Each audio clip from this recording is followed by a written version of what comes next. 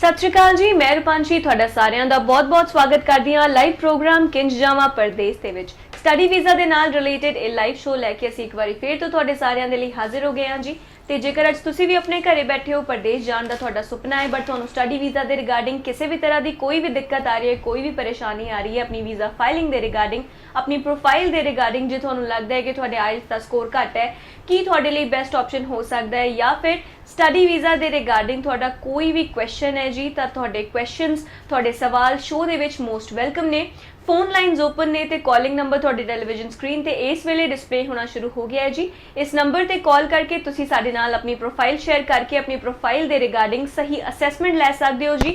जदों भी तुसी कॉल करोगे WWICS दी एक्सपर्ट टीम दे वल्लों तुहानू तुहाडी प्रोफाइल असैस करके तुहाडे करियर दे रिगार्डिंग बेस्ट ऑप्शंस प्रोवाइड कीते जाणगे। अज शो दे विच असीं गल करन वाले हां जी कैनेडा स्टडी वीज़ा दे बारे। ते जेकर तुसी भी कैनेडा जाण दे चाहवान हो, कैनेडा स्टडी वीज़ा बारे तुहाडी कोई भी क्वेरी है तां तुसी हुणे ही कॉल करके अपने सवालों के जवाब पा सकते हो जी। एक्सपर्ट्स टीम के वालों तुहानू बेस्ट सोल्यूशनस दिते जाणगे। ते शो दे विच हुण मैं तुहानू इंट्रोड्यूस करवाना चाहूँगी जी, तुहाडे सारिਆਂ दे नाल मैं तुहानू इंट्रोड्यूस करवाना चाहूँगी शो दे विच मौजूद साडे गेस्ट दे नाल madam Ravinderjit Kaur from WWICS। Ma'am बहुत बहुत स्वागत है तुहाडा। Thank you so much. ते मैम कैनेडा दे बारे हुण असीं गल करन वाले हां। कैनेडा इस वेले मैम किन्ना क इनवाइटिंग है स्टूडेंट्स नू लैके ते की करंट सिनेरियो चल रहा है इस वेले? सो फर्स्टली ये प्रोग्राम देख रहे सारे व्यूअर्स ਨੂੰ ਮੇਰਾ ਤੇ ਇੰਟਾਇਰ WWICS ਟੀਮ ਵੱਲੋਂ ਪਿਆਰ ਭਰੀ ਸਤਿ ਸ਼੍ਰੀ ਅਕਾਲ। ਸੋ ਅਸੀਂ ਵਧਦੇ ਹਾਂ ਤੁਹਾਡੇ ਕੁਐਸਚਨ ਵੱਲ। ਜੀ ਮੈਮ। ਅਸੀਂ ਗੱਲ ਕਰ ਰਹੇ ਸੀ ਕਿ ਕੈਨੇਡਾ ਕਿੰਨਾ ਕਾ ਇਨਵਾਈਟਿੰਗ ਹੈ, ਓਪਨ ਹੈ ਇੰਟਰਨੈਸ਼ਨਲ ਸਟੂਡੈਂਟਸ ਦੀ। ਸੋ ਮੈਂ ਇੱਥੇ ਇਹ ਚੀਜ਼ ਹਾਈਲਾਈਟ ਕਰਨਾ ਚਾਹਾਂਗੀ ਕਿ ਕੈਨੇਡਾ ਹੀ ਇੱਕ ਇਹੋ ਜਿਹਾ ਕੰਟਰੀ ਹੈ ਕਿ ਜਿਹੜਾ ਇੰਟਰਨੈਸ਼ਨਲ ਸਟੂਡੈਂਟਸ ਵਾਸਤੇ ਟਾਈਮਲੀ ਮੈਨਰ ਤੇ ਇਸ ਪੈਂਡੇਮਿਕ ਦੇ ਟਾਈਮ 'ਚ ਤੁਸੀਂ ਦੇਖੋ ਸਿਰਫ ਕੈਨੇਡਾ ਹੀ ਸੀ, ਕੈਨੇਡਾ ਦੀ ਗਵਰਨਮੈਂਟ ਨੇ ਟਾਈਮਲੀ ਮੈਨਰ ਦੇ ਵਿੱਚ ਕਾਫੀ ਰਿਲੈਕਸਡ ਰੂਲਸ ਤੇ ਰੈਗੂਲੇਸ਼ਨਸ ਇੰਟਰੋਡਿਊਸ ਕੀਤੇ, ਨਾਲੇ ਇੰਪਲੀਮੈਂਟ ਕੀਤੇ ਇੰਟਰਨੈਸ਼ਨਲ ਸਟੂਡੈਂਟਸ ਦੀ। ਸੋ ਪ੍ਰੈਜ਼ੈਂਟਲੀ ਅਗਰ ਮੈਂ ਗੱਲ ਕਰਾਂ, ਕੈਨੇਡਾ ਇੱਕ ਐਸੀ ਕੰਟਰੀ ਹੈ ਕਿ ਜਿਹੜਾ ਹੁਣੇ ਵੀਜ਼ਾਸ ਵੀ ਆ ਰਹੇ ਹੈ, ਐਡਮਿਸ਼ਨਸ ਓਪਨ ਹੈ, ਹੁਣੇ ਸੈਪਟੈਂਬਰ 2021 ਇਨਟੇਕ ਗੋਇੰਗ ਔਨ ਹੈ, ਇਨਫੈਕਟ ਜਨਵਰੀ 2022 ਵੀ ਓਪਨ ਹੋ ਚੱਲਿਆ ਹੈ। ਸੋ Canada is always open and visa have been granted, and in fact March ਦੇ ਵਿੱਚ ਹੀ WWICS ਦੇ 100+ ਵੀਜ਼ਾ ਸਾਨੂੰ ਰਿਸੀਵ ਹੋਇਆ ਜੀ। ਹੁਣ ਇੱਥੇ ਮੈਂ ਇੱਕ ਗੱਲ ਜ਼ਰੂਰ ਕਹਿਣਾ ਚਾਹਾਂਗੀ ਕਿ ਜਿਹੜੀ ਪ੍ਰੋਸੈਸਿੰਗ ਟਾਈਮ ਹੈ ਨਾ ਲਾਈਕ ਵੀਜ਼ਾਸ ਦੀ, ਇਸ ਟਾਈਮ ਕੈਨੇਡਾ ਦੀ ਉਹ ਪੇਸ ਜਿਹੜੀ ਉਹ ਗ੍ਰੈਜੂਅਲੀ ਪਿਕਡ ਅਪ ਹੋਏਗੀ। ਅਗਰ ਅਸੀਂ ਗੱਲ ਕਰੀਏ ਇਹ ਜਦੋਂ ਲੋਕਡਾਊਨ ਸੀ, ਪੈਂਡੈਮਿਕ ਦੇ ਵਿੱਚ ਪ੍ਰੋਸੈਸਿੰਗ ਟਾਈਮ ਕਾਫੀ ਜਿਹਨੂੰ ਕਹਿ ਸਕਦੇ ਕਿ ਲੌਂਗ ਲੈਂਦੀ ਹੋ ਗਿਆ ਸੀ, 9 ਵੀਕਸ ਤੱਕ ਪਹੁੰਚ ਗਿਆ ਸੀ। ਹੁਣ ਇਹ ਰਿਡਿਊਸ ਹੋ ਕੇ ਇਹੀ ਜਿਹੜਾ ਹੈ 25 ਡੇਜ਼ ਤੋਂ ਲੈ ਕੇ ਇਹ 45 ਡੇਜ਼ ਤੱਕ ਰਹਿ ਗਿਆ ਜੀ। That's great ma'am. ਤੇ ਮੈਮ ਕੈਨੇਡਾ ਦਾ ਜਿੱਦਾਂ ਵੀ ਪ੍ਰੋਸੈਸ ਰਹਿੰਦਾ ਹੈ ਹਮੇਸ਼ਾ ਕੋਈ ਨਾ ਕੋਈ ਅਪਡੇਟ ਆਉਂਦੀ ਹੀ ਰਹਿੰਦੀ ਹੈ, ਕਿਉਂਕਿ ਐਪਲੀਕੇਸ਼ਨਸ ਫਾਈਲ ਹੋ ਰਹੀਆਂ ਨੇ, ਰਾਈਟ? ਅਪਡੇਟਸ ਵੀ ਐਮਬੈਸੀ ਦੇ ਵੱਲੋਂ ਆਉਂਦੀਆਂ ਰਹਿੰਦੀਆਂ ਨੇ। ਕੋਈ ਰੀਸੈਂਟ ਅਪਡੇਟ ਐਦਾਂ ਦੀ ਕੋਈ ਸ਼ੇਅਰ ਕਰਨਾ ਚਾਹੋਗੇ ਵਿਊਅਰਸ ਦੇ ਨਾਲ? जी बिल्कुल। सो कैनेडा गवर्नमेंट ने रिसेंटली एक अपडेट अनाउंस किया है इंटरनेशनल स्टूडेंट्स लिए। वो अपडेट है कि स्टूडेंट ऑफशोर आउटसाइड कैनेडा रहते हुए फुल स्टडीज़ अपनी कंप्लीट कर सकता है। आउटसाइड कैनेडा मतलब इंडिया च रह के भी वो अपनी स्टडीज़ फुल स्टडीज़ कंप्लीट कर सकता है। Still student gonna be eligible for PGWP, so post graduation work permit वास्ते स्टूडेंट एलिजिबल रहेगा, चाहे वो फुल स्टडीज इंडिया रह के आउटसाइड कैनेडा रह के कर रहे हैं। so this is a very wonderful and a relaxing thing for not for in fact student ਉਹਨਾਂ ਦੇ पेरेंट्स वास्ते, क्योंकि वो काफी worried ने तो इस टाइम वो काफी perturbed भी रहंदे है कि किवें स्टूडेंट ਨੂੰ ਅਸੀਂ ट्रैवल कराइए। although restrictions uplift ਹੋ ਚੁੱਕੀ हैं, स्टूडेंट ट्रैवल कर रहे हैं, बट स्टूडेंट ट्रैवल ਉਹੀ ਕਰ ਰਹੇ हैं ਜਿਨ੍ਹਾਂ ਕੋਲ DLI ਅਪਰੂਵਡ ਜਿਹੜੇ ਇੰਸਟੀਟਿਊਸ਼ਨਸ ਤੋਂ ਉਹਨਾਂ ਕੋਲ ਐਨਰੋਲਮੈਂਟ ਲੈਟਰ ਹੈ, ਐਂਡ ਸਪੈਸੀਫਿਕਲੀ ਉਹ ਜਿਹੜੇ DLI ਇੰਸਟੀਟਿਊਸ਼ਨਸ ਹੈ ਉਹਨਾਂ ਕੋਲ COVID-19 ਦਾ ਰੈਡੀਨੈਸ ਪਲਾਨ ਦੇ ਤਹਿਤ ਜਿਹੜੀ ਲਿਸਟ ਆ ਰਹੀ ਹੈ ਉਹਦੇ ਵਿੱਚ ਉਹਨਾਂ ਦਾ ਨਾਮ ਦਰਜ ਹੋਣਾ ਚਾਹੀਦਾ ਹੈ। ਇਹਦੇ ਨਾਲ ਨਾਲ ਉਹਨਾਂ ਕੋਲ ਐਨਰੋਲਮੈਂਟ ਲੈਟਰ ਹੋਣਾ ਚਾਹੀਦਾ ਹੈ ਕਿ ਅਗਰ ਉਹ ਟਰੈਵਲ ਕਰ ਰਹੇ ਆ, ਕਾਲਜ ਵੱਲੋਂ ਉਹਨਾਂ ਨੂੰ ਸਪੈਸੀਫਿਕਲੀ ਮੈਂਸ਼ਨ ਹੋਣਾ ਚਾਹੀਦਾ ਹੈ ਕਿ ਉਹ ਆਨਲਾਈਨ ਕਲਾਸਿਸ ਨਹੀਂ, ਉਹ face to face classes student Canada ਜਾ ਕੇ ਕਰ ਸਕਦਾ ਜੀ।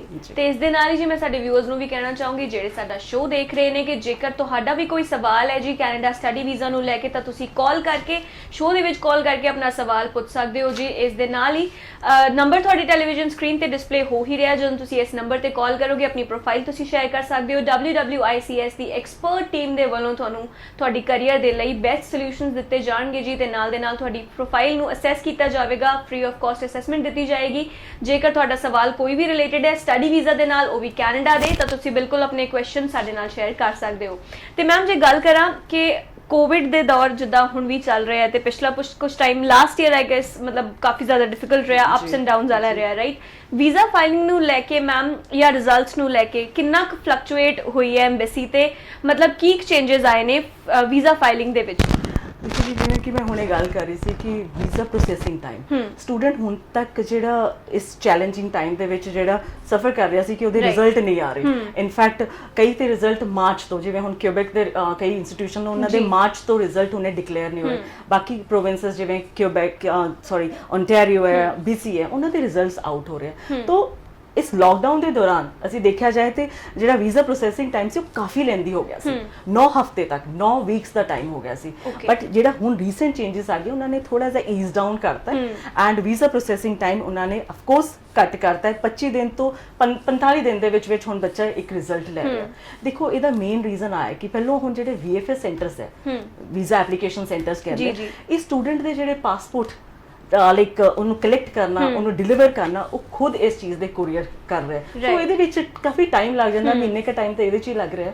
ਅਦਰਵਾਈਜ਼ ਡਿਸੀਜਨਸ ਹੁਣ ਆਉਣ ਵਿੱਚ ਸਮੂਥ ਲਾਈਨ ਆ, ਕੋਈ ਪ੍ਰੋਬਲਮ ਨਹੀਂ ਹੈ, ਵੀਜ਼ਾਸ ਆ ਰਹੇ ਆ। ਜੀ ਬਿਲਕੁਲ। ਤੇ ਮੈਮ ਹੁਣ ਤੱਕ ਵੀ ਆਈ ਗੈਸ ਕਈ ਸਟੂਡੈਂਟਸ ਇਦਾਂ ਦੇ ਵੀ ਬੈਠੇ ਨੇ ਅੱਜ ਤੱਕ ਘਰੇ ਬੈਠੇ ਨੇ ਜਿਨ੍ਹਾਂ ਨੂੰ ਇਹ ਟਾਈਮ ਸਹੀ ਨਹੀਂ ਲੱਗ ਰਿਹਾ ਅਪਲਾਈ ਕਰਨ ਦੇ ਲਈ ਕਿ ਕੋਵਿਡ ਦੇ ਕਰਕੇ, ਤੇ ਦੂਜੇ ਉਹ ਵੀ ਨੇ ਜਿਨ੍ਹਾਂ ਨੇ ਅਪਲਾਈ ਤਾਂ ਕਰ ਲਿਆ ਹੈ ਬਟ ਉਹਨਾਂ ਨੂੰ ਇਹ ਕਿ ਉਹ ਡੈਫਰ ਲੈ ਰਹੇ ਨੇ, ਰਾਈਟ? ਕਿ ਵੀ ਅਸੀਂ ਉੱਥੇ ਜਾ ਕੇ ਹੀ ਪੜ੍ਹਨਾ, ਅਸੀਂ ਆਨਲਾਈਨ ਕਲਾਸਿਸ ਨਹੀਂ ਲਾਣੀਆਂ। ਉਹਨਾਂ ਸਟੂਡੈਂਟਸ ਦੇ ਲਈ ਮੈਮ ਤੁਸੀਂ ਕੀ ਕਹਿਣਾ ਚਾਹੋਗੇ ਤੇ ਕੀ ਇਹ ਰਾਈਟ ਟਾਈਮ ਹੈ ਅਪਲਾਈ ਕਰਨ ਦਾ ਜਾਂ ਨਹੀਂ ਹੈ?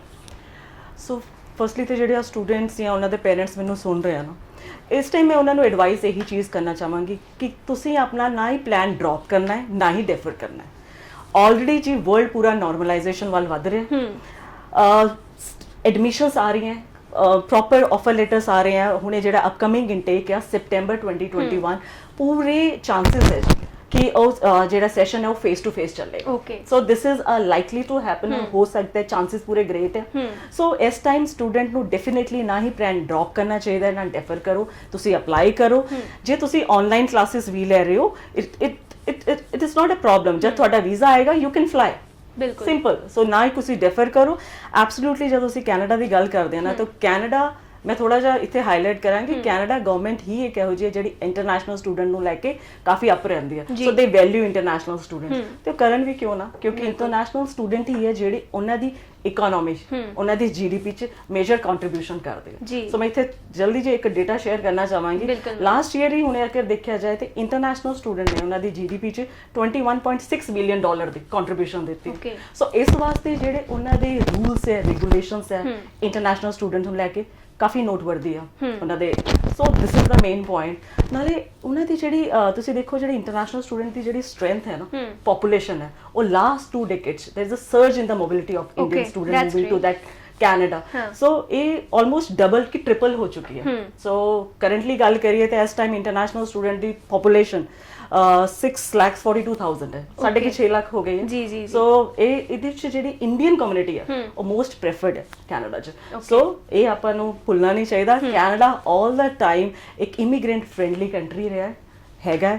ਇਹਦੀ ਜਿਹੜੀ ਪਾਲਿਸੀਜ਼ ਆ ਕਾਫੀ ਫ੍ਰੈਂਡਲੀ ਹੁੰਦੀ ਹੈ, with open heart and hand ਦੇ ਨਾਲ ਉਹ ਇਮੀਗ੍ਰੈਂਟ ਇੰਟਰਨੈਸ਼ਨਲ ਸਟੂਡੈਂਟ ਨੂੰ ਐਕਸੈਪਟ ਕਰਦਾ ਹੈ ਔਰ ਕਾਲ ਕਰਦਾ। ਬਿਲਕੁਲ। ਤੇ ਮੈਮ ਜਿਹੜੇ ਬੱਚੇ ਹੁਣ ਟਰੈਵਲ ਕਰ ਵੀ ਰਹੇ ਨੇ ਕੈਨੇਡਾ ਲਈ, ਉਹਨਾਂ ਲਈ ਮੈਮ ਕੀ ਰਿਕੁਆਇਰਮੈਂਟਸ ਨੇ ਕਿ ਕੁਆਰੰਟਾਈਨ ਨੂੰ ਲੈ ਕੇ ਕੁਝ ਕੀ ਮਤਲਬ ਉਹਨਾਂ ਲਈ ਰਿਕੁਆਇਰਮੈਂਟਸ ਨੇ ਜਿਹੜੀ ਬੱਚਿਆਂ ਨੂੰ ਪਤਾ ਹੋਣੀ ਚਾਹੀਦੀਆਂ ਨੇ? ਸੋ ਕੁਆਰੰਟਾਈਨ ਦੀ ਅਗਰ ਤੁਸੀਂ ਗੱਲ ਕੀਤੀ ਹੈ ਤੇ ਕੁਆਰੰਟਾਈਨ ਦਾ ਬੇਸਿਕਲੀ ਹੁਣ ਜਿਹੜੇ ਰੀਸੈਂਟ ਚੇਂਜਸ ਆ ਰਹੇ ਸਟੂਡੈਂਟ ਜਦੋਂ ਟਰੈਵਲ ਕਰੇਗਾ ਨਾ, ਉਹਦੇ ਕੋਲ ਬਕਾਇਦਾ ਕੁਆਰੰਟਾਈਨ ਦਾ ਪਲਾਨ ਹੋਣਾ ਚਾਹੀਦਾ।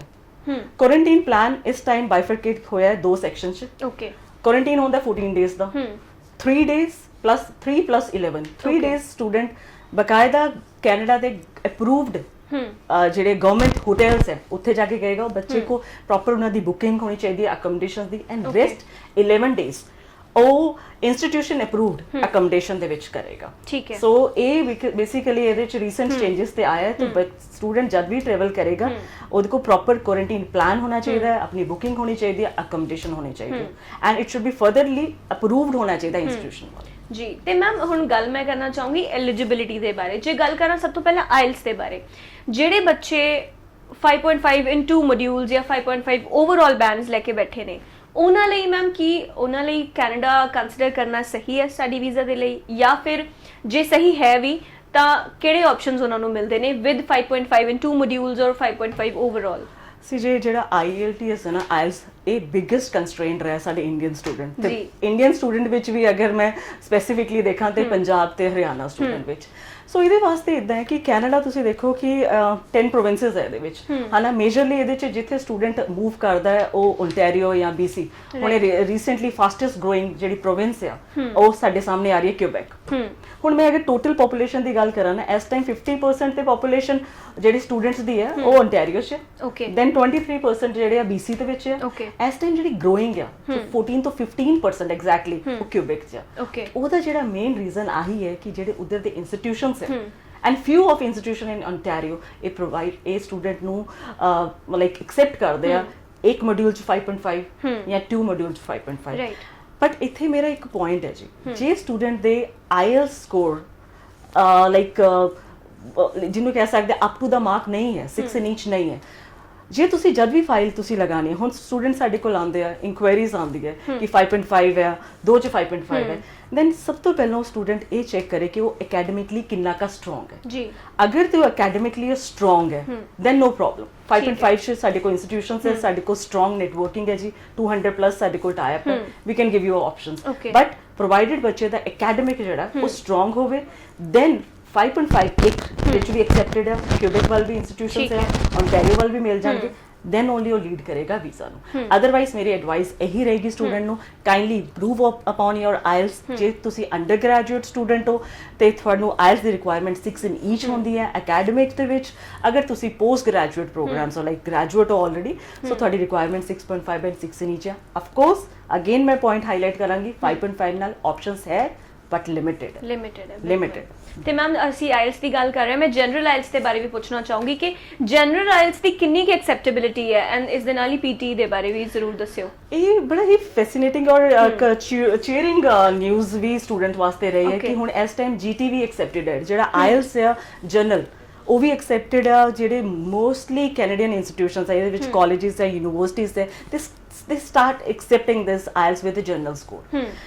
ਸੋ ਇਸ ਟਾਈਮ ਜੇ ਮੈਨੂੰ ਸਟੂਡੈਂਟਸ ਹੇਅਰ ਕਰ ਰਹੇ, ਚਾਹੇ ਉਹ ਸਟੂਡੈਂਟ ਹੈ ਜਾਂ ਯੰਗ ਪ੍ਰੋਫੈਸ਼ਨਲਸ ਹੈ, ਯੰਗ ਪ੍ਰੋਫੈਸ਼ਨਲਸ ਦੀ ਗੱਲ ਕਰੀਏ ਜਿਨ੍ਹਾਂ ਦੇ ਆਲਰੇਡੀ ਗ੍ਰੈਜੂਏਟ ਹੋ ਚੁੱਕੇ ਆ, ਐਕਸਪੀਰੀਅੰਸ ਹੈ ਉਹਨਾਂ ਕੋਲ 2 ਜਾਂ 3 ਸਾਲ ਦਾ, ਮੈਕਸਿਮਮ 5 years ਦਾ, ਉਹ ਕਿਸੇ ਵੀ ਪ੍ਰੋਗਰਾਮ, ਇਮੀਗ੍ਰੇਸ਼ਨ ਪ੍ਰੋਗਰਾਮ ਦੇ ਅੰਦਰ ਉਹ ਕੁਆਲੀਫਾਈ ਨਹੀਂ ਕਰ ਰਹੇ, ਸੋ ਉਹਨਾਂ ਵਾਸਤੇ ਇਸ ਟਾਈਮ ਸਟੱਡੀ ਵੀਜ਼ਾ ਅਪਲਾਈ ਕਰਨਾ ਬੈਸਟ ਹੈ। ਬਿਕਾਜ਼ IELTS ਜਨਰਲ ਸਕੋਰ ਵੀ ਐਕਸੈਪਟਡ ਹੈ, ਇਹ ਐਕਸੈਪਟ ਹੋ ਰਿਹਾ ਹੈ ਇੰਸਟੀਟਿਊਸ਼ਨ ਚ ਵੀ ਤੇ ਹਾਈ ਕਮਿਸ਼ਨ IRCC ਦੇ ਵਿੱਚ ਵੀ। So this is the best point. But ਜੇ ਸਟੂਡੈਂਟ ਦਾ ਜਰਨਲ ਹੈ ਤਾਂ ਉਹਨੂੰ ਇੱਕ ਪੁਆਇੰਟ ਜ਼ਰੂਰ ਨੋਟ ਕਰਨਾ ਹੈ ਕਿ ਉਹਦਾ ਅਕੈਡਮਿਕ ਉਹਦੀ ਲਾਈਕ ਜਿਹੜੀ ਸਟਰੋਂਗ ਹੋਣਾ ਚਾਹੀਦਾ ਅਕੈਡਮਿਕਲੀ। ਇਹ ਵੀ ਸਟੂਡੈਂਟ ਸਟਰੋਂਗ ਹੋਏ ਦੈਨ IELTS ਅਗਰ ਜਨਰਲ ਵੀ ਹੈ ਨੋ ਪ੍ਰੋਬਲਮ, ਇਹ ਲੀਡ ਕਰ ਰਿਹਾ ਵੀਜ਼ਾ। ਓਕੇ ਮੈਮ, ਵੈਸੇ ਅਕੈਡਮਿਕਲੀ ਕਿੰਨੇ ਕੁ ਪਰਸੈਂਟੇਜ ਪ੍ਰੈਫਰੇਬਲ ਨੇ ਜੇ ਬੱਚਾ ਆਫਟਰ ਗ੍ਰੈਜੂਏਸ਼ਨ ਕਰ ਰਿਹਾ ਹੈ ਜਾਂ ਫਿਰ ਆਫਟਰ +2 ਕਰ ਰਿਹਾ ਹੈ?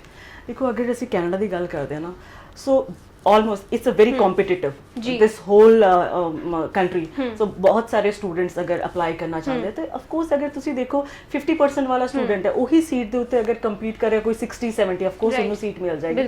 ਬਟ ਅਗਰ ਤੁਸੀਂ ਮਿਨੀਮਮ ਐਲੀਜੀਬਿਲਿਟੀ ਕ੍ਰਾਈਟੇਰੀਆ ਦੀ ਗੱਲ ਕਰਦੇ ਹੋ ਤਾਂ it should be 60% first division ਹੋਵੇ ਐਂਡ ਕੋਰ ਦਾ, let's suppose if I talk about non medical, ਤਾਂ ਉਹਦਾ ਜਿਹੜੇ ਕੋਰ ਸਬਜੈਕਟਸ ਹੋਣਗੇ ਉਹ ਫਿਜ਼ਿਕਸ, ਕੈਮਿਸਟਰੀ, ਮੈਥਮੈਟਿਕਸ ਹੈ, ਕਿਸੇ ਵੀ ਸਬਜੈਕਟ 'ਚ 50 ਤੋਂ ਘੱਟ ਨਾ ਹੋਣ। ਹਾਂ ਮੈਮ, ਕਿਉਂਕਿ ਕਈ ਕੇਸਿਸ ਦੇ ਵਿੱਚ ਨਾ ਬੱਚੇ ਇਦਾਂ ਦੇ ਵੀ ਹੁੰਦੇ ਨੇ ਜਿਹੜੇ ਸ਼ੇਅਰ ਕਰਦੇ ਹੁੰਦੇ ਨੇ ਆਪਣੇ ਐਕਸਪੀਰੀਅੰਸ ਜਾਂ ਆਪਣੀ ਪ੍ਰੋਫਾਈਲ, ਜਿਹੜੇ ਕਹਿੰਦੇ ਨੇ ਕਿ ਸਾਡੀ ਓਵਰਆਲ ਪਰਸੈਂਟੇਜ ਤਾਂ ਵਧੀਆ ਹੈ ਬਟ ਕਿਸੇ ਇੱਕ ਸਬਜੈਕਟ ਦੇ ਵਿੱਚ, ਸਪੋਜ਼ ਨਾਨ ਮੈਡੀਕਲ ਦਾ ਕੋਈ ਸਟੂਡੈਂਟ ਹੈ, ਮੈਥਸ ਦੇ ਵਿੱਚ ਜੇ 40 ਹੈ ਜਾਂ 50 ਹੈ ਪਰਸੈਂਟੇਜ ਘੱਟ ਰਹਿ ਜਾਂਦੀ ਹੈ, ਉਹਨਾਂ ਲਈ ਵੀ ਆਪਸ਼ਨਸ ਲਿਮਿਟ ਹੋ ਜਾਂਦੇ ਨੇ? ਹੈਗੀਆਂ ਆਪਸ਼ਨਸ ਜ਼ਰੂਰ ਹੈਗੀਆਂ ਬਟ ਲਿਮਿਟਡ ਹੈ। ਉਹਦੇ ਵਿੱਚ ਫਿਰ ਅਸੀਂ ਇਹ ਨਹੀਂ ਕਰ ਸਕਦੇ ਕਿ ਉਹਨਾਂ ਕੋਲ ਲਿਮਿਟਲੈਸ ਆਪਸ਼ਨਸ ਅਵੇਲੇਬਲ ਹੈ, ਬਿਕਾਜ਼ ਉਹ ਤੇ ਫਿਊ ਕਾਲਜਸ ਹੈ, ਉਹ ਜਦ ਸਟੂਡੈਂਟ ਆਏਗਾ ਅਸੀਂ ਉਹਨੂੰ ਆਪਟ ਕਰਾਵਾਂਗੇ ਬਿਕਾਜ਼ ਉਹ ਪ੍ਰੋਗਰਾਮਸ ਦੇਖਣਾ ਪੈਂਦਾ ਹੈ। So it is there but it is generally it's a private institutions ਦੇ ਵਿੱਚ ਮਿਲੇਗਾ।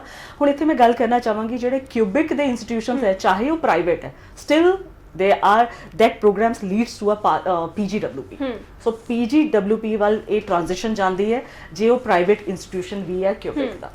ਸੋ ਜੀ, ਤੇ ਮੈਮ ਜਿੱਦਾਂ ਕਿਊਬਿਕ ਦੇ ਤੁਸੀਂ ਜ਼ਿਕਰ ਕੀਤਾ, ਕਿਊਬਿਕ ਨੂੰ ਲੈ ਕੇ ਪਿਛਲੇ ਕਾਫੀ ਟਾਈਮ ਤੋਂ ਲਾਈਕ ਆਫਟਰ CAQ ਸਸਪੈਂਸ਼ਨ, ਫਿਰ ਉਸ ਤੋਂ ਬਾਅਦ ਆਫਰ ਲੈਟਰਸ ਦੀ ਮਤਲਬ ਨਹੀਂ ਆ ਰਹੇ ਸੀ ਹੈ ਨਾ, ਬਹੁਤ ਟਾਈਮ ਲੱਗ ਰਿਹਾ ਸੀ। ਹੁਣ ਜਿਹੜੇ ਬੱਚੇ ਨੇ, ਕਿਉਂਕਿ 31 ਮਾਰਚ ਦਾ ਟਾਈਮ ਤਾਂ ਨਿਕਲ ਗਿਆ ਹੈ ਨਾ, ਹੁਣ ਕੀ ਸੇਫ ਹੈ ਕਿਊਬਿਕ ਅਪਲਾਈ ਕਰਨਾ, ਕਿਉਂਕਿ ਬਹੁਤ ਸਾਰੇ ਬੱਚੇ ਵੇਟ ਕਰ ਰਹੇ ਸੀ ਕਿ ਆਫਟਰ 31 ਮਾਰਚ ਉਹ ਕੰਸੀਡਰ ਕਰਨਗੇ ਕਿ ਉਹਨਾਂ ਨੇ ਅਪਲਾਈ ਕਰਨਾ ਹੈ ਜਾਂ ਨਹੀਂ ਕਰਨਾ ਹੈ। ਦੇਖੋ ਜੀ, ਮੇਰਾ ਇੱਕੋ ਹੀ ਐਡਵਾਈਸ ਐਂਡ ਲਾਈਕ ਇੱਥੇ ਸੁਜੈਸ਼ਨ ਰਹੇਗਾ ਸਾਰੇ ਸਟੂਡੈਂਟ ਵਾਸਤੇ, ਡੋਂਟ ਸਟਾਪ ਯੋਰਸੈਲਫ, ਬਿਕਾਜ਼ ਦੇਖੋ ਅਲਟੀਮੇਟਲੀ ਜਿਹੜਾ ਕਿਊਬਿਕ ਹੈ ਉਹ ਵੀ ਇੱਕ ਪ੍ਰੋਵਿੰਸ ਹੈ ਕੈਨੇਡਾ ਦਾ, right, and it's a growing province. ਇਸ ਟਾਈਮ ਜਿਹੜੇ ਠੀਕ ਹੈ, ਵੀ ਕੈਨ ਅੰਡਰਸਟੈਂਡ ਜਿਹੜੇ ਵੀ ਰਿਜ਼ਲਟ ਹੈ, ਵੀਜ਼ਾ ਡਿਸੀਜਨਸ ਹੈ, ਉਹਨੇ ਕਿਊਬਿਕ ਇੰਸਟੀਟਿਊਸ਼ਨਸ ਦੇ ਵੱਲ ਜਿਹੜੇ ਵੀ ਫਾਈਲ ਲਗਾਈ ਹੈ ਉਹ ਥੋੜੀ ਜੀ ਲੇਟ ਹੈ, ਡਿਲੇਡ ਹੈ, but don't stop yourself. Quebec the institutions ਵੀ like prominent ਹੈ, ਵਧੀਆ institutions ਹੈ, ਸਟੂਡੈਂਟ ਜਾ ਰਹੇ ਹੈ, because Quebec ਇੱਕ ਖੁਦ ਦੀ ਵੀ permanent residency program ਰਨ ਕਰਦੀ ਹੈ PNP ਦੇ ਵਿੱਚ। so don't stop yourself, ਆਉਣ ਵਾਲੇ ਟਾਈਮ ਦੇ ਵਿੱਚ Quebec again streamline ਹੋ ਜਾਏਗਾ and we can see the more and more visas into that। ਜੀ ਬਿਲਕੁਲ, ਤੇ ਇਸੇ ਦੇ ਨਾਲ ਜੀ ਮੈਂ ਸਾਡੇ ਵਿਊਅਰਸ ਨੂੰ ਵੀ ਕਹਿਣਾ ਚਾਹੂੰਗੀ ਕਿ ਅਸੀਂ ਪੂਰੀ ਕੋਸ਼ਿਸ਼ ਕਰ ਰਹੇ ਹਾਂ ਕਿ ਅਸੀਂ ਇਸ ਸ਼ੋਅ ਨੂੰ ਜਿੰਨਾ ਹੋ ਸਕਦਾ ਹੈ ਉਨਾ ਇਨਫੋਰਮੇਟਿਵ ਬਣਾਈਏ, ਬਟ ਜੇਕਰ ਤੁਸੀਂ ਸਟੱਡੀ ਵੀਜ਼ਾ ਦੇ ਰਿਗਾਰਡਿੰਗ ਆਪਣੀ ਕੋਈ ਕੁਐਰੀ ਜਾਂ ਆਪਣਾ ਸਵਾਲ ਸ਼ੇਅਰ ਕਰਨਾ ਚਾਹੁੰਦੇ ਹੋ, ਫਿਰ ਤੁਸੀਂ ਕਾਲਿੰਗ ਨੰਬਰ ਜਿਹੜਾ ਤੁਹਾਡੀ ਟੈਲੀਵਿਜ਼ਨ ਸਕਰੀਨ ਤੇ ਇਸ ਵੇਲੇ ਸ਼ੋਅ ਹੋ ਰਿਹਾ ਹੈ ਜੀ, ਇਸ ਨੰਬਰ ਤੇ ਤੁਸੀਂ ਕਾਲ ਕਰਕੇ ਆਪਣੇ ਸਵਾਲਾਂ ਦੇ ਜਵਾਬ ਪਾ ਸਕਦੇ ਹੋ। WWICS ਦੀ ਐਕਸਪਰਟ ਟੀਮ ਦੇ ਵੱਲੋਂ ਤੁਹਾਨੂੰ ਤੁਹਾਡੇ ਕੈਰੀਅਰ ਦੇ ਰਿਗਾਰਡਿੰਗ ਬੈਸਟ ਸੋਲੂਸ਼ਨਸ ਦਿੱਤੇ ਜਾਣਗੇ, ਬੈਸਟ ਕੈਰੀਅਰ ਐਡਵਾਈਸ ਦਿੱਤੀ ਜਾਏਗੀ। ਆਪਣੀ ਪ੍ਰੋਫਾਈਲ ਨੂੰ ਤੁਸੀਂ ਫ੍ਰੀ ਆਫ ਕਾਸਟ ਅਸੈਸ ਕਰਵਾ ਸਕਦੇ ਹੋ ਜੀ ਐਕਸਪਰਟਸ ਦੇ ਨਾਲੋਂ। ਇਸੇ ਪੂਰੇ ਪ੍ਰੋਗਰਾਮ ਦੇ ਚੱਲਦੇ ਤੁਸੀਂ ਆਪਣੀ ਕਾਲਸ ਸ਼ੇਅਰ ਕਰ ਸਕਦੇ ਹੋ ਜੀ, ਆਪਣੇ ਸਵਾਲ ਸ਼ੇਅਰ ਕਰ ਸਕਦੇ ਹੋ। ਤੇ ਮੈਮ ਜੇ ਗੱਲ ਕਰਾਂ ਕੈਨੇਡਾ ਨੂੰ ਲੈ ਕੇ, ਕਿਉਂਕਿ ਬਹੁਤ ਸਾਰੇ ਸਟੂਡੈਂਟਸ ਦੀ ਫੇਵਰਿਟ ਡੈਸਟੀਨੇਸ਼ਨ ਰਹਿੰਦੀ ਹੈ ਕੈਨੇਡਾ, ਰਾਈਟ, ਬਟ ਬਹੁਤ ਸਾਰੇ ਬੱਚੇ ਗੈਪ ਵੀ ਲੈ ਕੇ ਬੈਠੇ ਨੇ, ਰਿਫਿਊਜ਼ਲਸ ਵੀ ਲੈ ਕੇ ਬੈਠੇ ਨੇ, ਉਹਨਾਂ ਲਈ ਕੀ ਫਿਊਚਰ ਹੈ ਮੈਮ? ਸੋ ਜਦੋਂ ਅਸੀਂ ਗੱਲ ਕਰ ਰਹੇ ਹਾਂ ਕੈਨੇਡਾ, ਉਹ all the time popular and prefer destination ਰਹੀ ਹੈ, ਚਾਹੇ ਉਹ ਕੋਈ ਵੀ ਕੈਟੇਗਰੀ ਦਾ ਸਟੂਡੈਂਟ ਹੈ, ਚਾਹੇ ਅੰਡਰ ਗ੍ਰੈਜੂਏਟ ਆ, ਗ੍ਰੈਜੂਏਟ ਆ। ਹੁਣ ਜਿੱਥੋਂ ਅਸੀਂ ਗੱਲ ਕੀਤੀ ਹੈ ਨਾ ਗੈਪ, ਬੇਸਿਕਲੀ ਹੁਣ ਮੈਂ ਇਹ ਤੁਹਾਨੂੰ ਥੋੜਾ ਜਿਹਾ ਇੱਥੇ ਦੱਸਣਾ ਚਾਹਾਂਗੀ ਕਿ ਕਿਹੜੇ ਪੈਰਾਮੀਟਰਸ ਹੁੰਦੇ ਆ ਜਿੱਥੇ ਇੱਕ ਵੀਜ਼ਾ ਆਫੀਸਰ ਅਸੈਸ ਕਰਦਾ ਹੈ ਪ੍ਰੋਫਾਈਲ। ਸੋ ਨੰਬਰ 1 ਹੁੰਦਾ ਹੈ ਕਿ ਆਪਣੀ ਐਜੂਕੇਸ਼ਨ, ਬੱਚੇ ਦਾ ਐਜੂਕੇਸ਼ਨ, ਜਿਵੇਂ ਆਲਰੇਡੀ ਅਸੀਂ ਗੱਲ ਕਰ ਰਹੇ ਸੀ ਕਿ 60% ਹੋਣੇ ਚਾਹੀਦੇ ਆ, ਐਂਡ ਉਸ ਤੋਂ ਬਾਅਦ ਸੈਕਿੰਡ ਪੈਰਾਮੀਟਰ ਹੁੰਦਾ ਹੈ ਇੰਗਲਿਸ਼ ਪ੍ਰੋਫੀਸ਼ੀਐਂਸੀ, ਆਇਲਸ ਦੇ ਵਿੱਚ ਆਲਰੇਡੀ ਆਪਾਂ ਡਿਸਕਸ ਕਰਦੇ ਸੀ, ਐਂਡ ਥਰਡ ਹੁੰਦਾ ਹੈ ਫਾਈਨੈਂਸ਼ੀਅਲਸ। ਜਿਹੜਾ ਫੋਰਥ ਪੁਆਇੰਟ ਹੈ ਨਾ, that is gap. So ideal gap ਜਿਹੜਾ ਇੱਕ ਅੰਡਰ ਗ੍ਰੈਜੂਏਟ ਸਟੂਡੈਂਟ ਵਾਸਤੇ ਹੁੰਦਾ ਹੈ, ਜਿਹੜਾ 12th ਵਾਲਾ ਹੈ, ਦੈਟ ਇਜ਼ ਆਲਵੇਜ਼ 1 year। ਸੋ ਜਿਹੜੀ ਡੈਫੀਨੇਸ਼ਨ ਹੈ ਨਾ IRCC ਦੀ ਗੁੱਡ ਸਟੂਡੈਂਟ ਦੀ, ਉਹ ਇਹ ਹੈ ਕਿ ਅੰਡਰ ਗ੍ਰੈਜੂਏਟ ਸਟੂਡੈਂਟ ਹੈ ਤਾਂ 1 year ਦਾ ਗੈਪ ਐਕਸੈਪਟਡ ਹੋਏਗਾ, ਤੇ ਜੇ ਸਟੂਡੈਂਟ ਪੋਸਟ ਗ੍ਰੈਜੂਏਟ ਹੈ, ਲੈਟਸ ਪੁੱਟ ਆਲਰੇਡੀ ਗ੍ਰੈਜੂਏਟ ਹੈ, ਤਾਂ ਮੈਕਸਿਮਮ 5 years। ਓਕੇ, ਸੋ ਅਦਰਵਾਈਜ਼ ਸਾਡੇ ਕੋਲ ਉਹ ਵੀ ਪ੍ਰੋਫਾਈਲਸ ਹੈਗੇ ਆ ਕਿ ਜਿਹੜੇ ਸਟੂਡੈਂਟ ਦਾ 10 years ਦਾ ਵੀ ਗੈਪ ਹੈ, ਬਟ ਉਹ ਪ੍ਰੋਫਾਈਲ ਵੀ ਲੀਡ ਕਰਦੇ ਵੀਜ਼ਾਸ ਨੂੰ, ਬਟ ਬਕਾਇਦਾ ਜਿਹੜੇ ਉਹਨਾਂ ਕੋਲ 10 years ਦਾ ਗੈਪ ਹੈ ਉਹ ਜਸਟੀਫਾਈਡ ਹੋਣ, ਪ੍ਰੋਪਰ ਉਹਨਾਂ ਦਾ ਰੈਲੀਵੈਂਟ ਵਰਕ ਐਕਸਪੀਰੀਅੰਸ ਹੋਵੇ, ਡੈਫੀਨਿਟਲੀ ਇਹ ਲੀਡ ਕਰਦਾ ਹੈ। ਹੁਣ ਤੁਹਾਡਾ ਜਿਹੜਾ ਪੁਆਇੰਟ ਸੀ ਰਿਫਿਊਜ਼ਲ ਕੇਸਿਸ ਦਾ, ਜਿਹੜੇ ਤੇ ਡਿਨਾਇਲ ਕੇਸਿਸ ਹੈ ਨਾ, ਦੇਖੋ ਜੀ ਜਦ ਵੀ ਸਾਡੇ ਕੋਲ ਉਹਦੀ ਐਕਸਪਰਟੀ ਹੈ ਡੀਲ ਕਰਨ 'ਚ, ਬਟ ਮੈਂ ਇਹਦੇ 'ਚ ਹੰਬਲੀ ਰਿਕੁਐਸਟ ਕਰਨਾ ਚਾਹਾਂਗੀ ਸਾਰੇ ਸਟੂਡੈਂਟ ਤੇ ਉਹਨਾਂ ਦੇ ਪੇਰੈਂਟਸ ਨੂੰ ਕਿ ਜਦ ਵੀ ਤੁਸੀਂ ਵਿਜ਼ਿਟ ਕਰੋ ਸਾਡੀ ਐਕਸਪਰਟ ਟੀਮ ਦੀ ਸਲਾਹ ਲੈਣ ਵਾਸਤੇ, ਤੁਸੀਂ ਕਾਈਂਡਲੀ ਆਪਣੀ ਪ੍ਰੀਵੀਅਸ ਫਾਈਲ ਆਪਣੇ ਨਾਲ ਕੈਰੀ ਕਰੋ। ਸਾਰੇ ਤੁਹਾਡੇ ਕੋਲ ਪ੍ਰੀਵੀਅਸ ਫਾਈਲ ਹੋਣੀ ਚਾਹੀਦੀ ਹੈ ਜਿਹੜੀ ਤੁਸੀਂ ਪੁੱਟ ਅਪ ਕੀਤੀ ਸੀ ਹਾਈ ਕਮਿਸ਼ਨ ਦੇ ਵਿੱਚ, then we will help you in getting case notes. ਉਹਦੇ ਉੱਤੇ ਫਿਰ ਅਸੀਂ ਰੀਜ਼ਨ ਲੱਭ ਕੇ ਦੈਨ ਅਸੀਂ we will advise you upon ਕਿ ਕਿਵੇਂ ਤੁਹਾਡਾ ਵੀਜ਼ਾ ਅੱਗੇ ਲੀਡ ਕਰੇ, because we have absolutely expertise in dealing refuse cases, ਔਰ ਉਹਨਾਂ ਦਾ ਵੀਜ਼ਾਸ ਵੀ ਆ ਜੀ। ਤੇ ਮੈਮ ਹੁਣ ਮੈਂ ਇਨਟੇਕਸ ਦੇ ਬਾਰੇ ਵੀ ਗੱਲ ਕਰਨਾ ਚਾਹੂੰਗੀ ਕਿ ਸੈਪਟੈਂਬਰ ਇਨਟੇਕ ਹੀ ਅਵੇਲੇਬਲ ਹੈ ਜਾਂ ਉਸ ਤੋਂ ਪਹਿਲਾਂ ਜਾਂ ਬਾਅਦ ਵੀ ਕੁਝ ਆਪਸ਼ਨਸ ਹੈਗੇ ਨੇ ਬੱਚਿਆਂ ਕੋਲ? ਹੁਣ ਇਸ ਟਾਈਮ ਜਿਹੜਾ ਇਨਟੇਕ ਹੈ ਐਬਸੋਲੂਟਲੀ ਓਪਨ ਹੈ, that is September 2021, and in fact ਹੁਣੇ ਪ੍ਰੋਗਰਾਮਸ ਓਪਨ ਹੋ ਜਾਣਗੇ ਜਨਵਰੀ 2022 ਵਾਸਤੇ, ਕਾਫੀ ਇੰਸਟੀਟਿਊਸ਼ਨ ਯੂਨੀਵਰਸਿਟੀਜ਼ ਵਾਸਤੇ। ਸੋ ਸਟੂਡੈਂਟ ਨੂੰ ਕਿਤੇ ਵੀ ਸਟਾਪ ਨਹੀਂ ਕਰਨਾ। ਇਨ ਫੈਕਟ ਜਿਹੜਾ ਰਾਈਟ ਟਾਈਮ ਹੁੰਦਾ ਹੈ ਨਾ ਕਿ ਸਟੂਡੈਂਟ ਨੂੰ ਜਦੋਂ ਲਾਈਕ ਪਲਾਨ ਕਰ ਰਿਹਾ ਆਪਣਾ ਸਟੱਡੀ, ਆਪਣੀ ਓਵਰਸੀਜ਼ ਐਜੂਕੇਸ਼ਨ ਨੂੰ ਲੈ ਕੇ, ਆਲ ਦਾ ਟਾਈਮ 1 ਸਾਲ ਦਾ ਟਾਈਮ ਜ਼ਰੂਰ ਰੱਖੇ ਜੀ। ਇੱਥੇ ਮੈਂ ਇੱਕ ਪੁਆਇੰਟ ਜ਼ਰੂਰ ਕਹਿਣਾ ਚਾਹਾਂਗੀ, ਜਿਹੜੇ ਵੀ ਸਟੂਡੈਂਟ ਹੁਣੇ ਮੈਨੂੰ ਸੁਣ ਰਹੇ ਆ, ਜਿਹੜੇ 10th ਮੈਟ੍ਰਿਕੂਲੇਸ਼ਨ ਪਾਸ ਆਊਟ ਹੈ, ਹੁਣੇ ਨੈਕਸਟ ਉਹਨਾਂ ਨੇ ਸਟਰੀਮ ਚੂਜ਼ ਕਰਨੀ ਹੈ, that is the right time. ਜਦ ਤੁਸੀਂ ਸਾਨੂੰ ਆਓ, ਵਿਜ਼ਿਟ ਕਰੋ ਐਂਡ ਤੁਸੀਂ ਡਿਸਕਸ ਕਰੋ ਕਿ ਕਿਹੜੀ ਸਟਰੀਮ ਉਹ ਜਾਣ ਕਿ ਜਿਹਦਾ ਲੀਡ ਕਰੇ, ਉੱਥੇ ਪ੍ਰੋਗਰਾਮਸ ਵੈਰਾਈਟੀਜ਼ ਜ਼ਿਆਦੀਆਂ ਹੋਣ, ਕਿੱਦਾਂ ਉਹ ਕਿਹੜੇ ਇੰਸਟੀਟਿਊਸ਼ਨ ਉਹਨਾਂ ਨੂੰ ਮਿਲ ਸਕਦੇ ਆ। ਸੋ ਬੈਸਟ ਟਾਈਮ ਹੁੰਦਾ ਹੈ ਆਪਣੀ ਸਟਰੀਮ ਜਦੋਂ ਉਹਨਾਂ ਨੇ ਲਾਈਕ ਆਪਟ ਕਰਨੀ ਜੀ। ਦੇਖੋ ਇਹਦੇ ਚ ਮੈਂ ਇੱਕ ਪੁਆਇੰਟ ਕਹਿਣਾ ਚਾਹਾਂਗੀ, ਜਿਹਦਾ ਮੈਡੀਕਲ ਸਟਰੀਮ ਹੈ, ਸਾਡੇ ਇੰਡੀਆ 'ਚ ਜਿਹੜੇ ਸਟੂਡੈਂਟ ਮੈਡੀਕਲ ਹੈ ਉਸ ਤੋਂ ਬਾਅਦ ਕੀ ਕਰਨਾ ਚਾਹੇਗਾ? ਨਰਸਿੰਗ ਆ, physiotherapy and all. But Canada 'ਚ ਅਗਰ ਤੁਸੀਂ ਮੈਡੀਕਲ ਪ੍ਰੋਗਰਾਮ ਹੈ, it's a very very competitive. In fact ਜਿਹੜਾ ਡੋਮੈਸਟਿਕ ਸਟੂਡੈਂਟ ਉਹਨਾਂ ਦੀ ਪਹਿਲੀ ਪ੍ਰੈਫਰੈਂਸ ਰਹਿੰਦੀ ਹੈ। ਸੋ ਕੰਪੀਟੀਟਿਵ ਆ, ਤੇ ਸਟੂਡੈਂਟ ਨੂੰ ਇੱਥੇ mathematics is a basic requirement. ਅਗਰ ਤੁਸੀਂ ਉੱਥੇ ਨਰਸਿੰਗ ਜਾਂ ਕੋਈ ਵੀ ਮੈਡੀਕਲ ਤੋਂ ਰਿਲੇਟਿਡ ਪ੍ਰੋਗਰਾਮ ਚਾਹੀਦਾ ਹੈ ਤਾਂ ਮੈਥਮੈਟਿਕਸ ਚਾਹੀਦੀ ਹੈ। ਅਗਰ ਤੁਹਾਡੇ ਕੋਲ ਸਿਰਫ ਮੈਡੀਕਲ ਹੈ ਵਿਦਆਊਟ ਮੈਥਮੈਟਿਕਸ, ਤੇ ਤੁਹਾਡੇ ਕੋਲ ਪ੍ਰੋਗਰਾਮ ਉਹ ਕਾਫੀ ਲਿਮਿਟਿਡ ਹੋ ਜਾਣਗੇ। ਸੋ ਮੇਰੇ ਜਿਹੜੀ ਵੀ ਸਟੂਡੈਂਟ ਇਸ ਟਾਈਮ 11th ਵਿੱਚ ਆ ਉਹਨਾਂ ਨੇ ਆਪਣੇ ਪ੍ਰੋਗਰਾਮ ਡਿਸਾਈਡ ਕਰਨੇ ਕਾਈਂਡਲੀ ਤੁਸੀਂ ਮੈਥਮੈਟਿਕਸ ਜ਼ਰੂਰ ਕਰੋ because that is a prerequisite of Canada ਜੀ ਤੇ ਮੈਮ WWICS ਇਸ ਵੇਲੇ ਜਿੱਦਾਂ ਅਸੀਂ ਕੈਨੇਡਾ ਦੇ ਬਾਰੇ ਤਾਂ ਗੱਲ ਕਰ ਹੀ ਰਹੇ ਹਾਂ ਹੈ ਨਾ ਹੋਰ ਕਿਹੜੀ ਕੰਟਰੀਜ਼ ਦੇ ਵਿੱਚ ਡੀਲ ਕਰਦੀ ਹੈ ਸੀ ਕੈਨੇਡਾ ਅਸੀਂ ਗੱਲ ਕਰੀਏ predominantly we are dealing in Canada so ਨਾਲ ਅਸੀਂ UK ਆਸਟ੍ਰੇਲੀਆ ਨਿਊਜ਼ੀਲੈਂਡ ਵੀ ਕੰਟਰੀਜ਼ ਨੂੰ ਡੀਲ ਕਰਦੇ ਬਟ ਇਸ ਟਾਈਮ ਜੇ ਅਗਰ ਗੱਲ ਕਰੀਏ so this is the right time to apply for a Canada because Canada ਹੀ ਓਪਨ ਹੈ ਜਿਹੜੇ ਓਪਨ ਹੈਡ ਨਾ ਇੰਟਰਨੈਸ਼ਨਲ ਸਟੂਡੈਂਟ ਨੂੰ ਇਨਵਾਈਟ ਵੀ ਕਰਦੇ ਆ ਇੱਥੇ ਮੈਂ ਥੋੜਾ ਜਿਹਾ ਸ਼ੇਅਰ ਕਰਨਾ ਚਾਹਾਂਗੀ ਜਿਹੜਾ ਹੁਣੇ ਰੀਸੈਂਟ ਇੱਕ ਬੜਾ ਚੇਅਰਿੰਗ ਨਿਊਜ਼ ਆਈ ਹੈ ਕੈਨੇਡੀਅਨ ਗਵਰਨਮੈਂਟ ਵੱਲੋਂ ਕਿ ਇੰਟਰਨੈਸ਼ਨਲ ਉਹ ਜਿਹੜੇ ਇਮੀਗ੍ਰੈਂਟਸ ਹੈ ਹੁਣੇ ਉਹ ਇਨਵਾਈਟ ਕਰਨਗੇ 2021 ਚ 4 lakh Okay, so that's 2021 they are going to invite 4,01,000 applicants immigrants ਨੂੰ ਔਰ ਇਹੀ ਅਗਰ ਨੰਬਰ 2022 ਚ ਦੇਖੀਏ ਤੇ 4,11,000 ਤੇ 2023 ਚ ਇਹਨਾਂ ਨੇ 4,22,000 ਹੁਣ ਦੇਖੋ ਜਿਹੜਾ ਵੀ ਸ਼ਾਰਟਫਾਲ ਸੀ ਕੋਵਿਡ ਦੇ ਟਾਈਮ 2020 ਦੇ ਵਿੱਚ ਰਹਿ ਗਏ ਸੀ ਉਹਨਾਂ ਨੇ ਉਹਨੂੰ ਮੇਕਅਪ ਕਰਨਾ ਹੈ ਸੋ ਇਹਦੇ ਵਿੱਚ ਇੱਕ ਇੰਟਰਨੈਸ਼ਨਲ ਸਟੂਡੈਂਟ ਦਾ ਜਿਹੜੀ ਰੋਲ ਹੈ ਕਾਫੀ ਪ੍ਰੋਮਿਨੈਂਟ ਰਹਿਣ ਵਾਲੀ ਹੈ so international student for Canada is always ਜੀ ਤੇ ਮੈਮ ਤੁਹਾਨੂੰ ਕੀ ਲੱਗਦਾ ਕਿ ਜਿੱਦਾਂ ਉਹਨਾਂ ਨੇ ਇਹਨੇ ਇਮੀਗ੍ਰੈਂਟ ਸੱਦਨੇ ਨੇ ਇਹਦੇ ਵਿੱਚ ਪ੍ਰਾਇੋਰਿਟੀ ਆਬਵੀਅਸਲੀ ਸਟੂਡੈਂਟਸ ਨੂੰ ਹੀ ਮਿਲੇਗੀ ਹੈ ਨਾ ਸਟੱਡੀ ਵੀਜ਼ਾ ਨੂੰ ਐਬਸੋਲੂਟਲੀ ਜੀ ਅਗਰ ਅਸੀਂ ਗੱਲ ਕਰਦੇ ਨਾ ਪ੍ਰਾਇੋਰਟੀਜ਼ ਤਾਂ ਉਹ ਕੈਨੇਡਾ ਇੱਕ ਇਹੋ ਜਿਹੀ ਕੰਟਰੀ ਹੈ ਜਿਹੜੀ ਇੰਟਰਨੈਸ਼ਨਲ ਸਟੂਡੈਂਟਸ ਨੂੰ ਲੈ ਕੇ ਆਲ ਦਾ ਟਾਈਮ ਅਪ ਰਹਿੰਦੀ ਹੈ ਜੀ ਦੈਟਸ ਅ ਰੀਜ਼ਨ ਅਸੀਂ ਗੱਲ ਕਰ ਚੁੱਕੇ ਉਹਨਾਂ ਦੇ ਬਿਲਕੁਲ ਮੈਮ ਟਾਈਮਲੀ ਮੈਨਰ ਚ ਉਹਨਾਂ ਦੇ ਕਾਫੀ ਨੋਟਵਰਦੀ ਰੂਲਸ ਰੈਗੂਲੇਸ਼ਨਸ ਉਹ ਇੰਟਰੋਡਿਊਸ ਕਰਦੇ ਰਹਿੰਦੇ ਜੀ ਹੁਣ ਇੱਥੇ ਜਿਹੜੇ ਇੰਟਰਨੈਸ਼ਨਲ ਸਟੂਡੈਂਟ ਦੇ ਵਿੱਚ ਵੀ ਅਗਰ ਕਮਿਊਨਿਟੀ ਦੀ ਗੱਲ ਕਰੀਏ ਨਾ ਇੰਡੀਅਨ ਕਮਿਊਨਿਟੀ ਉਹ ਕਾਫੀ ਫਾਸਟੈਸਟ ਪ੍ਰੈਫਰਿੰਗ ਕਮਿਊਨਿਟੀ ਬਣਦੀ ਜਾ ਰਹੀ ਹੈ ਕੈਨੇਡਾ ਦੇ ਵਿੱਚ ਜੀ so definitely Canada is best place and in fact it's the best place to live study and work ਜੀ ਬਿਲਕੁਲ ਮੈਮ ਤੇ ਮੈਮ WWICS ਜਿੱਦਾਂ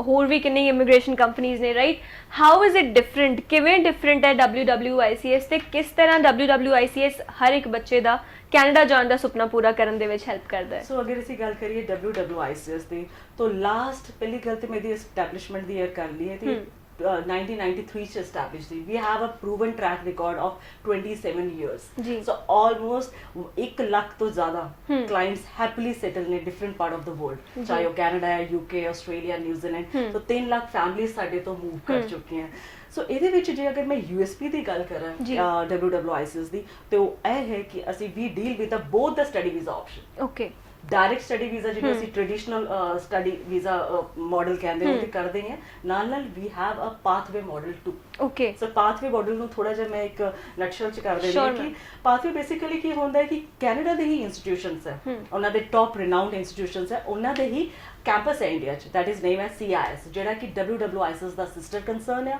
ਔਰ ਇੱਕ ਜਿਹਨੂੰ ਵੈਂਚਰ ਹੈ ਜਿੱਥੇ ਸਟੂਡੈਂਟ ਪ੍ਰੋਗਰਾਮ ਰਨ ਹੁੰਦੇ ਆ part study in India, rest in Canada. So student they do first year here in India and then they get transferred into year 2. ਜੀ ਤੇ ਮੈਮ ਸਮਾਂ ਥੋੜਾ ਜਿਹਾ ਰਹਿ ਗਿਆ ਬਟ ਮੈਂ ਚਾਹੂੰਗੀ ਜਾਣ ਤੋਂ ਪਹਿਲਾਂ ਜੇਕਰ ਤੁਸੀਂ ਕੋਈ ਮੈਸੇਜ ਦੇਣਾ ਚਾਹੋ ਵਿਊਅਰਸ ਦੇ ਲਈ ਤਾਂ ਜ਼ਰੂਰ ਦਿਓ ਸੇ ਮੇਰਾ ਜੋ ਮੈਸੇਜ ਜੀ ਇੱਕੋ ਹੀ ਹੈ ਸਾਰੇ ਸਟੂਡੈਂਟਸ ਔਰ ਉਹਨਾਂ ਦੇ ਪੇਰੈਂਟਸ ਵਾਸਤੇ ਕਿ ਜਦ ਵੀ ਤੁਸੀਂ ਅਪਲਾਈ ਕਰਨਾ ਹੈ ਜਦ ਵੀ ਤੁਸੀਂ ਪਲਾਨ ਕਰ ਰਹੇ ਹੋ ਇੱਕ ਸਟੱਡੀ ਵੀਜ਼ਾਸ ਨੂੰ ਲੈ ਕੇ ਤੇ ਆਲ ਦਾ ਟਾਈਮ ਤੁਸੀਂ ਇੱਕ ਚੀਜ਼ ਜ਼ਰੂਰ ਧਿਆਨ ਰੱਖਣੀ ਹੈ ਕਿ ਜਦੋਂ ਵੀ ਤੁਸੀਂ ਕੰਸਲਟੈਂਟ ਆਪਣੀ ਐਪਲੀਕੇਸ਼ਨ ਦੇ ਉੱਤੇ ਲਗਾਣਾ ਹੈ it should be a certified one ਉਹ ICRC ਦਾ ਮੈਂਬਰ ਹੋਣਾ ਚਾਹੀਦਾ ਲਾਇਸੈਂਸਡ ਉਹਦੇ ਕੋਲ ਪ੍ਰੋਪਰ ਹੋਣਾ ਚਾਹੀਦਾ ਸੋ ਇੱਥੇ ਮੈਂ ਕਹਿਣਾ ਚਾਹਾਂਗੀ WWICS ਲਾਸਟ 27 ਸਾਲਾਂ ਤੋਂ ਇਸ ਇੰਡਸਟਰੀ 'ਚ ਆ ਇਨਫੈਕਟ ਅਸੀਂ ਸਰਟੀਫਾਈਡ ਹਾਂ ICRC ਦੇ ਮੈਂਬਰਸ ਹਾਂ ਸੋ ਵਿਦਆਊਟ ਡਿਲੇ ਅੱਜ ਹੀ ਤੁਸੀਂ ਸਾਡੇ ਕਿਸੇ ਵੀ ਆਫਿਸ ਨੂੰ ਕੰਟੈਕਟ ਕਰ ਸਕਦੇ ਹੋ ਪੈਨ ਇੰਡੀਆ ਸਾਡੀ ਪ੍ਰੈਜ਼ੈਂਸ ਹੈ globally we are present more than 30 offices ਹੈ ਸਾਡੇ ਕੋਲ ਤੁਸੀਂ ਅਗਰ ਸਾਡਾ ਕੰਟੈਕਟ ਕਰਨਾ ਚਾਹੁੰਦੇ ਹੋ ਡਿਜੀਟਲੀ ਆਨਲਾਈਨ ਸਾਡੀ ਸਰਵਿਸਿਜ਼ ਆ 24/7 ਤੁਸੀਂ ਅਗਰ ਫਿਜ਼ੀਕਲੀ ਇਸ ਟਾਈਮ ਪੈਂਡੈਮਿਕ ਦੇ ਵਿੱਚ ਅਗਰ ਨਹੀਂ ਜਾਣਾ ਚਾਹੁੰਦੇ ਹੋ we are providing online services to so don't worry ਅੱਜ ਇਹ ਸੈਸ਼ਨਸ ਓਪਨ ਹੈ September 2021 upcoming intake so I'll apply and fly with WWICS ਜੀ thank you so much Ravinderjit ma'am ਸਾਨੂੰ ਜੁਆਇਨ ਕਰਨ ਦੇ ਲਈ ਤੇ ਇਸੇ ਦੇ ਨਾਲ ਜੀ ਤੁਸੀਂ ਸਾਨੂੰ ਵੀ ਦਿਓ ਇਜਾਜ਼ਤ ਅਸੀਂ ਜਲਦੀ ਹਾਜ਼ਰ ਹੋਵਾਂਗੇ ਇੱਕ ਨਵੇਂ ਸ਼ੋਅ ਦੇ ਵਿੱਚ ਨਵੇਂ ਗੈਸਟ ਦੇ ਨਾਲ ਨਵੀਂ ਅਪਡੇਟਸ ਦੇ ਨਾਲ ਉਦੋਂ ਤੱਕ ਤੁਸੀਂ ਸਾਰੇ ਦੇਖਦੇ ਰਹੋ ਫਾਸਟ ਵੇ ਤੇ ਕਿੰਜਾਵਾ ਪਰਦੇਸ ਤੇ ਆਪਣਾ ਖਿਆਲ ਰੱਖੋ ਜੀ ਸਤਿ ਸ਼੍ਰੀ ਅਕਾਲ